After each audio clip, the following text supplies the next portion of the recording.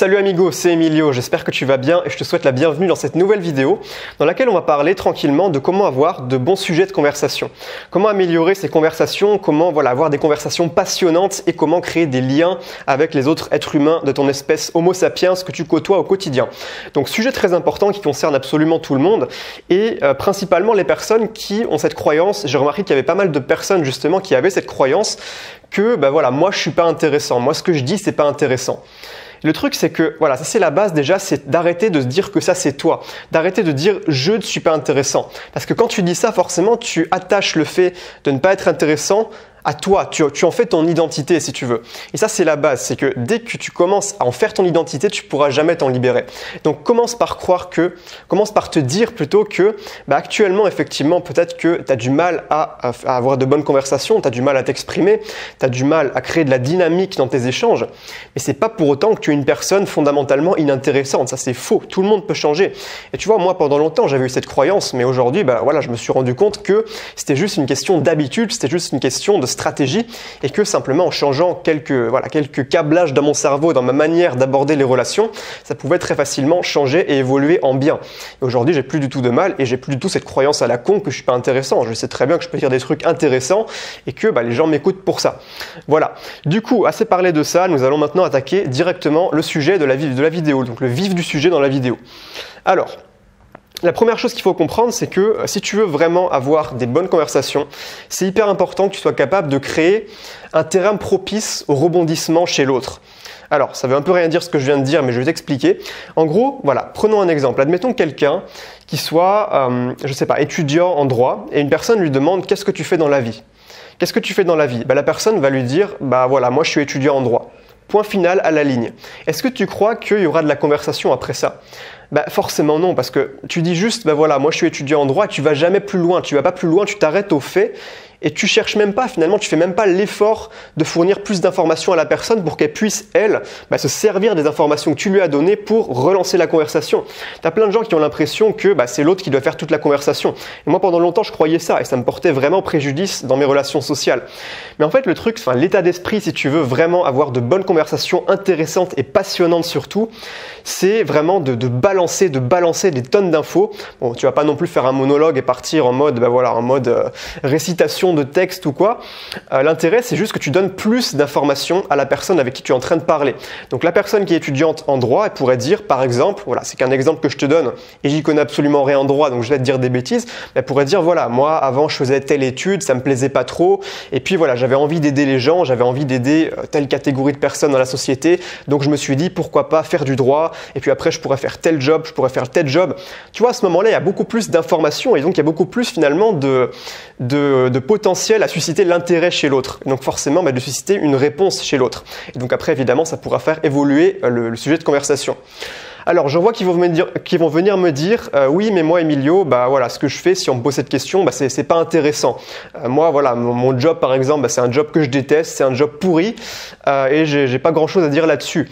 Écoute, ce que tu peux faire à ce moment-là, c'est au lieu de te focaliser sur ce que tu fais, t'es pas obligé de répondre exactement à la question par la réponse qu'on attend de toi. Si on te dit tu fais quoi dans la vie, t'es pas obligé de répondre, te focaliser sur ce que tu fais maintenant.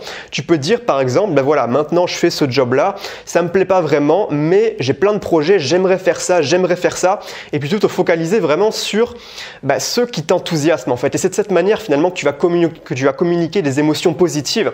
C'est de cette manière que tu vas vraiment mettre de l'âme, si tu veux, dans ton discours. Et c'est là que l'autre personne va commencer à se dire, cette personne, elle a l'air intéressée, elle a l'air impliquée dans ce qu'elle dit, il y a de l'énergie dans sa voix, inconsciemment bien sûr, elle va pas se dire ça consciemment, mais c'est là que tu vas pouvoir démarrer des bonnes conversations.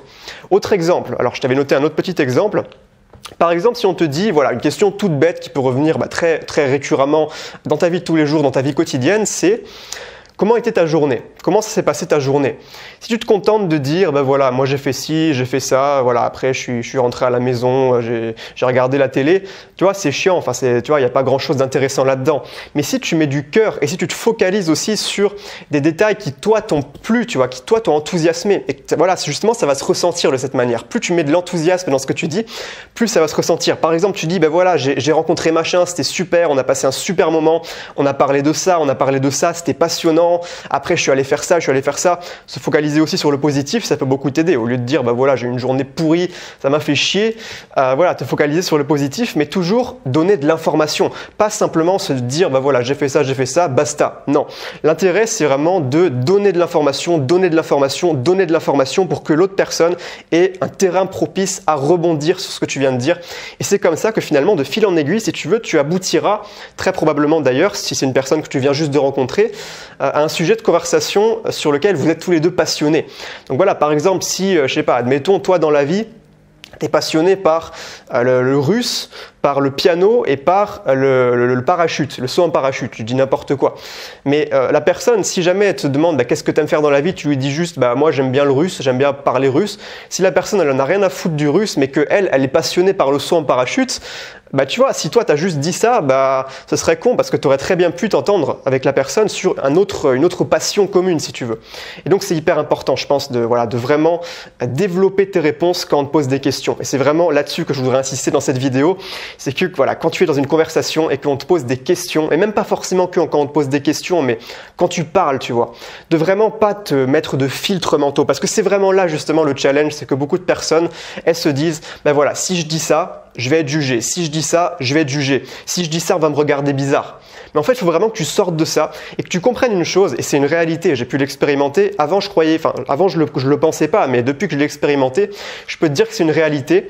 C'est que quoi que tu dises, même si ton truc, tu as l'impression que ça peut paraître bizarre, si tu le dis avec conviction, si tu le dis avec ton cœur, si tu le dis vraiment de manière, mais tu crois en ce que tu dis, mais à ce moment-là, ça va passer. Même si tu dis un truc à la con, même si c'est n'importe quoi, ou même si ça n'a aucun sens, tant que tu le dis avec conviction, à moins que tu dises un truc vraiment débile, tu vois, genre combien d'œufs durs tu penses que je peux avaler?